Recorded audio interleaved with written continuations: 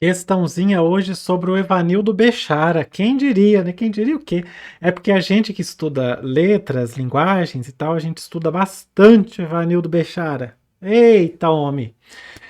Bora lá então. Essa é a questão 11 do caderno azul. Aqui embaixo tem a questão em todos os cadernos para você comparar e caso você esteja acompanhando por outro. Essa é uma questão da habilidade 26 para você que gosta e o nível de dificuldade dela é o nível 3, é uma questão mediana. Muito bem. Evanildo Bechara prepara sua aposentadoria de pouco em pouco. Aposentador, meu sonho, gente. Como se adiasse ao máximo. Aos 95 anos, o imortal da Academia Brasileira de Letras, tá vendo a reforma da Previdência? Que coisa, o cara 95 anos, agora que ele tá preparando a aposentadoria. Brincadeira, brincadeira. Evanildo Bechara gosta da área de linguagens. Bom, aos 95 anos, o imortal da Academia Brasileira de Letras, ABL, alcançou um status de astro pop no mundo da filologia e da gramática. Quando ainda tinha saúde para viagens mais longas, o filólogo lotava plateias em suas palestras na Europa e no Brasil, e que não raro terminavam com filas para selfies, olha só. A idade acentuou o lado cientista e professoral de Bechara, que adota um tom técnico na conversa, até mesmo diante das perguntas mais pessoais. Qual o seu tipo preferido de leitura? A minha leitura está dividida em duas partes, a científica e a literária, estabelecendo uma relação de causa e efeito entre elas, responde. Ainda adolescente, Bechara descobriu a lexicologia. Um novo mundo se abriu para o pernambucano, que se mantém atento às metamorfoses do nosso idioma. Seu colega de ABL, o filólogo Ricardo Cavalieri, se lembra de quando deu carona para o mestre e este encucou com os estrangeirismos do aplicativo de navegação instalado no veículo. A vozinha do aplicativo avisou que havia um radar de velocidade reportado à frente, lembra Cavalieri. Esse reportado é uma importação, né? Notou Bechara. Muito bem. Texto disponível em https:// globo.globo.com. Acesso em 3 de janeiro de 2024. Se você está na casa dos 35 anos de idade, como eu estou, prestes a fazer 36, toda vez que você fala globo.com, eu lembro de quando o Jô Soares, tipo, foi o primeiro programa de televisão que criou um e-mail, eu acho, e era jô@globo.com. Eita, tinha musiquinha que a banda ficava cantando, jô@globo.com. Meu Deus, eu tô muito velho. Bom, o que nós temos nesse texto aqui? Nós temos uma reportagem de perfil. É uma reportagem que está fazendo um perfil do nosso querido Evanildo Bechara e está construindo a imagem pública dele. Obviamente não trouxe nada para o privado, é do público, daquilo que ele faz no trabalho, dele como filólogo, dele como imortal da Academia Brasileira de Letras. E aí combina dados biográficos, cenas anedóticas, tipo a questão lá do reportado.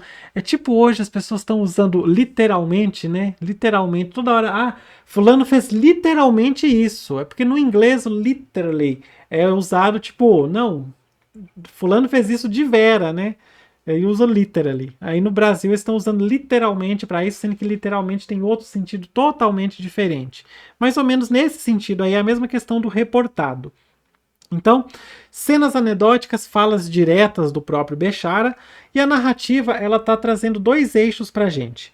A notoriedade do Evanildo Bechara, o nosso querido gramático, e aí o texto fala um status de astro pop, fala das palestras lotadas e a permanência dele aberto ao funcionamento da língua mesmo no dia a dia, como essa questão do reportado. Essa forma de compor esse texto jornalístico tem um efeito que é mostrar a identidade profissional do Evanildo Bechara e como essa identidade atravessa a conversa diária dele. Tipo, ele é influenciado, as conversas no dia a dia dele são influenciadas pela prática profissional, por aquilo que ele estudou, moldando o vocabulário, o olhar, os critérios com que ele interpreta o mundo ao redor dele. Quando ele é questionado, lá como a gente viu, sobre uma coisa pessoal, o tipo preferido de leitura dele, ele responde com uma categorização técnica, né? Ao invés de ele falar, eu gosto de ler, por exemplo, sempre que as pessoas me perguntam, professor, o que você gosta de ler? É engraçado, porque eu não gosto de ler poesia, eu não gosto de ler romance, eu adoro livros sobre jornalismo. Eu tenho uma meia dúzia ali. Eu gosto muito de livros sobre jornalismo. Geralmente a pessoa, quando você pergunta, o que você gosta de ler, o que você gosta de ouvir, você responde assim, né? Coisa pessoal. Ele não. Ele faz uma resposta super técnica. Qual o seu tipo preferido de leitura? Até marcar para você aqui. Qual o seu tipo preferido? Ai, que ódio. Eu tenho um ódio quando entra a cor errada. Qual o seu tipo preferido de leitura? A minha leitura está dividida em duas partes, a científica e a literária, estabelecendo uma relação de causa e efeito entre elas. Quer dizer, ele lê textos literários, livros literários, obras, contos, crônicas, romances, poesia, e ele lê também a científica e ele vai linkando as duas coisas. Ele lê a científica para entender a literária. E vice-versa, né? A literária para entender a científica. O cara é fera.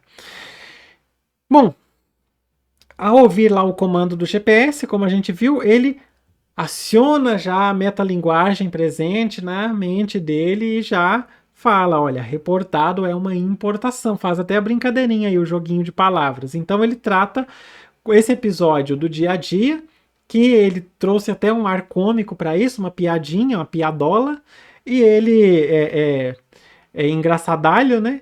E ele trouxe aí como uma análise de léxico. Léxico é o quê? Das palavras. Então, ele está fazendo o quê?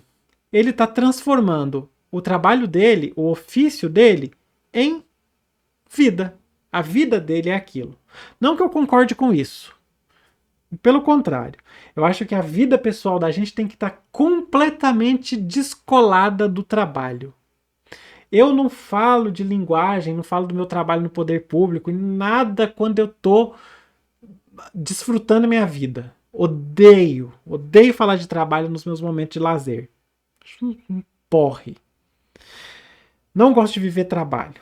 Não gosto nem de trabalhar, para falar a verdade. Odeio. Bom, me divirto aqui, mas eu não gosto de trabalhar. Eu gosto de dinheiro. Bom, nesse texto, as falas atribuídas a Evanildo Bechara são representativas da variedade linguística. Então, qual variedade linguística? Qual variedade da linguagem? E sempre tem questão de variedade linguística no Enem. É representativo de qual variedade linguística? Letra A situacional. Por quê? O contexto em que a gente está exige o uso da linguagem formal, ou o contexto em que ele estava exigia o uso da linguagem formal. Vamos lá, agora a gente tem que separar duas coisas. A reportagem é a reportagem, as falas do Evanildo Bechara são as falas do Evanildo Bechara, certo? A reportagem, ela é formal. O enunciado, nosso comando, ele pergunta sobre as falas atribuídas ao Evanildo Bechara. Então, as falas atribuídas a ele não são bem formais. Ele usa de uma certa formalidade, mas as falas dele não são formais, certo? Bom, letra B. Regional, pois ele traz marcas ao falar do seu local de nascimento. Não tem nada que remeta ao nosso querido Evanildo Bechara ser pernambucano no texto. Não tem uma gíria regional que é usada em Pernambuco. Então, a letra A está incorreta, a letra B também está incorreta. A letra A, porque realmente, tipo, a gente faz muito a linguagem, a variação situacional da língua. Se eu estou aqui conversando com vocês, é uma linguagem. Se eu fosse dar uma palestra numa faculdade, eu ia estar usando outra. Não ia estar, não. Eu ia estar desse mesmo jeito. Deixa eu usar outro exemplo. Se eu tivesse como réu na frente do juiz, eu ia estar tentando ser um pouquinho mais polido. Se eu tiver com os meus amigos no boteco, aí eu sou mais escrachado do que eu sou aqui. Certo? Então a gente modela de acordo com a situação. Realmente. E ele também mais ou menos faz isso. Só que aí a gente colocou, teve essa linguagem formal aqui que quebrou a coisa. Que ele não está sendo formal. O situacional ele distancia muito do formal. Regional também não, porque ele não está trazendo nenhum elemento de Pernambuco na fala dele. Sociocultural, pois sua formação pressupõe o uso de linguagem rebuscada. Não é porque a pessoa tem uma formação tal que ela precisa usar a linguagem rebuscada em tudo que ela vai fazer. Me ajude. Não é porque eu sou formado em língua portuguesa, em letras, que eu vou ficar, nossa, mas na hermenêutica da linguagem, não sei. Né? Eu tirei os efeitos aqui do canal, eu tenho que voltar com eles para eu poder botar o efeito da professora CC. Bom, então sociocultural também não tem nada a ver. A profissão dele não significa que ele vai utilizar uma linguagem rebuscada. Letra D. É geracional, porque ele emprega termos característicos de sua faixa etária. Não tem nada aí que remeta a uma pessoa velha. Né? Ah, porque tem 90 e tantos anos. Não. Ele falou até palavras aí que todo mundo entende. Né? Não tem nada de velho. Letra E. Ocupacional. Porque ele faz uso de termos específicos da sua área de atuação. Aí sim. Agora, eu vou até apagar as coisas que eu fui rabiscando aqui, porque a gente vai ter que voltar atrás. Ocupacional. Porque ele faz uso de termos específicos da sua área de atuação. A gente vê que no texto ele usa palavras que remetem à profissão dele, e o texto é todo focado nisso. O texto fala lá da forma como que ele responde quando alguém pergunta o que ele gosta de ler, fala do que ele menciona lá na questão do radar, lá com o aplicativo, lá o nosso querido Waze. A mulher do Waze está falando e ele está questionando lá o reportado. Certo? Então, beleza que essa letra E está correta. As falas exibem variedade ocupacional. Claro. Então ele tem um vocabulário, uma perspectiva própria da área de atuação dele, filologia, gramática, lexicologia, como a relação de causa e efeito que ele falou lá na questão da leitura.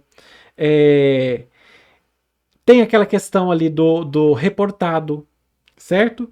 Ele interpreta enunciados cotidianos segundo categorias do campo dele, que caracteriza nitidamente a variedade linguística profissional. Agora, beleza. O geracional, a gente viu que não tem. Tem nada a ver com a idade. O regional, a gente viu que não tem também.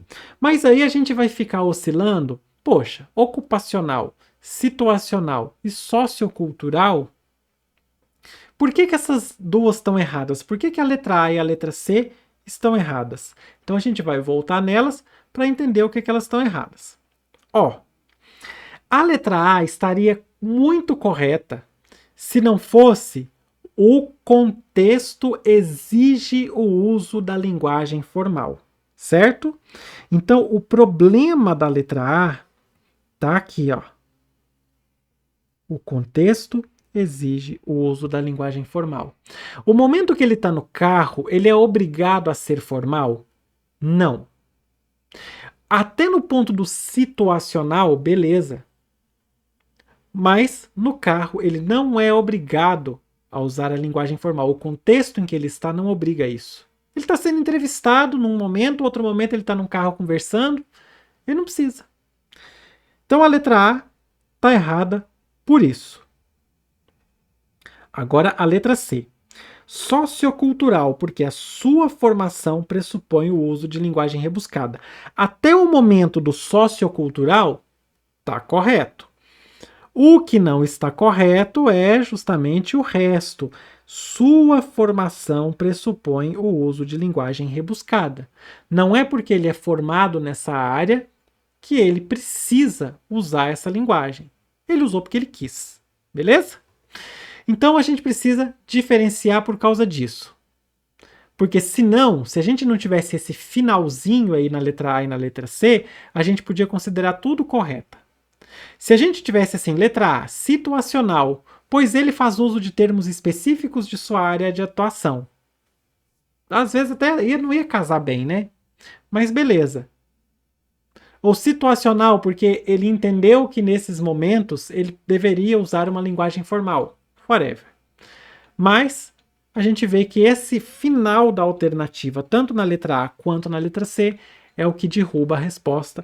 A nossa resposta correta é a letra E. É isso. Se você quiser esse material inteiro, esse material tem outras informações, né? O e-book que eu estou falando. Estou falando do e-book Decifrando a Prova de Linguagens do Enem 2024, volume 1, aplicação regular, que tem toda a prova da primeira aplicação de 2024 corrigida para você em texto bonitinho, com um monte de informação, um monte de coisa para você imprimir, para levar para onde quiser. Se você quiser, a lojinha do Puxa Língua está aqui, é o primeiro link na descrição desse vídeo. Mas, se você se contentou com a correção aqui, deixe seu like, deixe um comentário sugerindo aí temas para vídeos que eu estou disposto para gravar para você. É isso, um beijo, tchau!